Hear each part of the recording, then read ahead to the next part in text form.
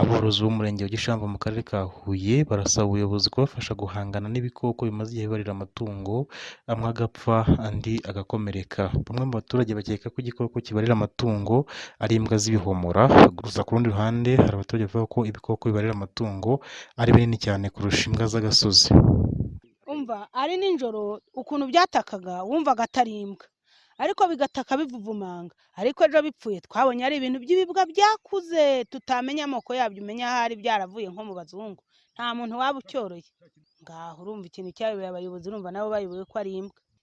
Twumvaga bitaka tukaberwa ko ari imbwa, tukavuga ngo ni ibindi bikoko, ejo bipfuye rero tubona bimeze nk'imbwa, arizo atarizo ntawamenya.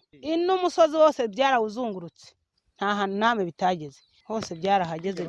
Birya amatungo, ingurube n'ihene, hari abo byaririye bigapfa, hari abo zaririye bigasigaza, abaveterineri barimo barazivura.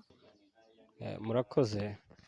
Hari kuwa gatanu mu masaha ya saa 12:40, ihene zari zikiri ku irembo aho nk'uko mwabonye hariya, hanyuma nza kumva numva ihene itatse, ndasohoka njya hanze, ngiye ndebye mbona imwe yikubise hasi, mbona n'ikintu kirirukase, nkibonaho inyuma ho gatoya, narebye inyuma ho gatoya kuko ntago nakibonye neza, ubwo mbona gusa ni ikintu kinini ubona gifite imbaraga.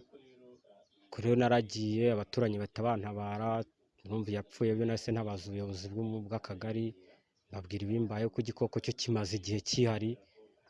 Kirukankaga izindi mbwa zirahumeka nabi, zihisha mu ntanzu z'urugo, cyo kiragumya kiruka kiza hano kuno musaza. Uno musaza rero ngiye kumva numva abana baravuze ngo yebaba ngo mbega ukuntu kingana we, mpita mbabaza ngo mubonye kimeze gute, ngo kirangana n'inyana. Nuko ubwo rero cyamuririye ingurube ku nshuro ya kabiri kigarutse, ejo bundi niho cyamuririye ingurube kirayirya. Aba baturage kandi bafite ubwoba ko mu gihe hatagira igikorwa mu maguru mashya, ibi bikoko bishobora kwadukira n'abantu bigatangira kubarya. Ubu ntushobora kugenda nijoro, ntushobora kuryama ufite itungo mu rugo ngo umare nk'amasaha 2 uryamye utagiye kureba.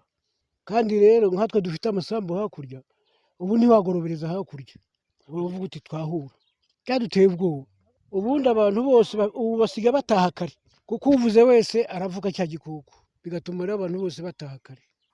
Icyifuzo nk'aborozi rero dufite, kandi sinanye jyenyine, wenda nuko ari jye ubashe kuvugana namwe, nabavugira muri rusange. Icyifuzo dufite ni uko byibuze habona izindi motivasiyo cyangwa se imbaraga zirenze, kuko ubuyobozi bw'umurenge ibyo bwakoresheje byose byaranze.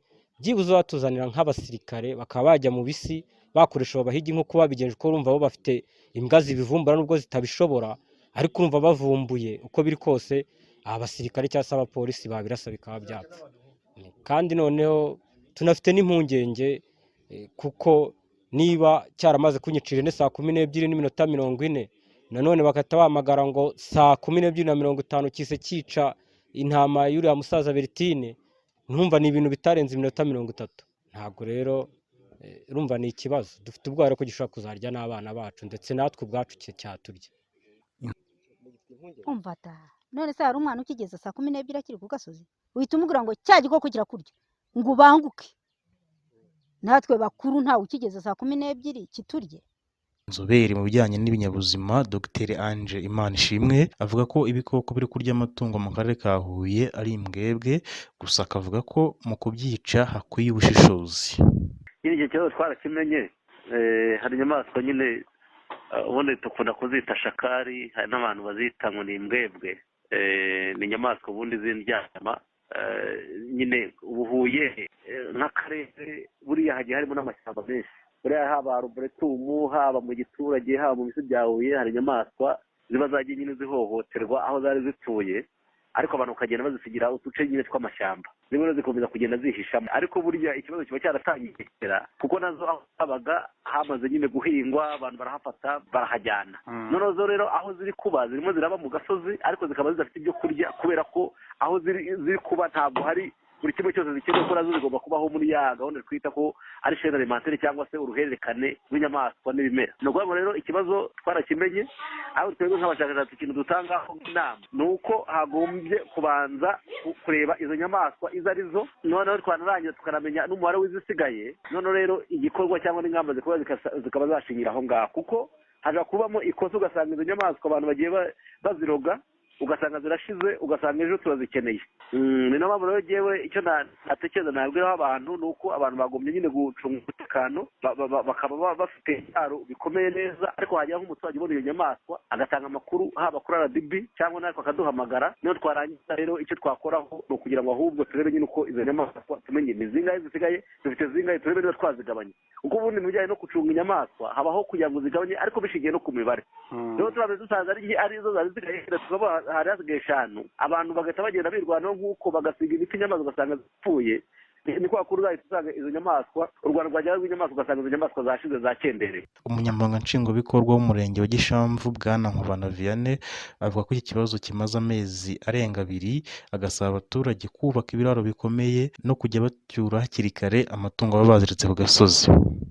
Nibyo hari inyamaswa zatangiye mu kwezi kwa 12 k'uyu mwaka ushize, zimwe zimaze nk'amezi 2 ziza zikarya amatungo y'abaturage.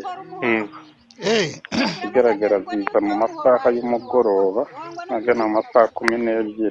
Amatungo zirya kenshi ni amatungo magufi, ni intama, ihene n'ingurube. N'ihene n'intama, ihene hanini zikunda hari zo zirya zisanze ku mugoroba aho ziziritse, na kwa kundi ushaka kuba batinze kuzicyura, noneho zikazisanga aho ziziritse, usanga niho zazifata. Izindi zizisanga mu biraro aho ziba. Ingamba twafashe ya mbere ni ukureba uburyo haboneka ubwirinzi, tugakangurira abaturage bafatanyije nabo, noneho bakubaka ibiraro bikomeye, kuko ikiraro cyubatse gikomeye ntaho igikoko cyabasha gukindi.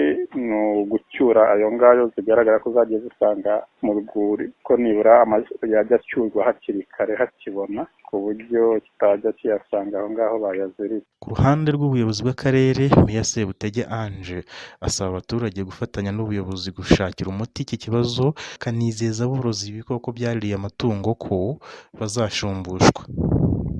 Byagiye bigaragara ibikoko byaryaga amatungo y'abaturage, amakuru twarayamenye, turagira n'abashinzwe ubuvuzi bw'amatungo ndetse n'inzego z'umutekano. Bisobanuye rero ko hari zimaze kumenyekana kandi zishwe. Dutekereza ko mu minsi 3 ishize hari umutekano, ariko n'igikomeye muri cyo mu buyobozi ni uko twe mu matungo abaturage twemeye ko tuzabashumbusha mu rwego rwo kuboroza muri iyo mishinga bari bafite cyane y'iterambere ishingiye ku bworozi bw'amatungo magufi.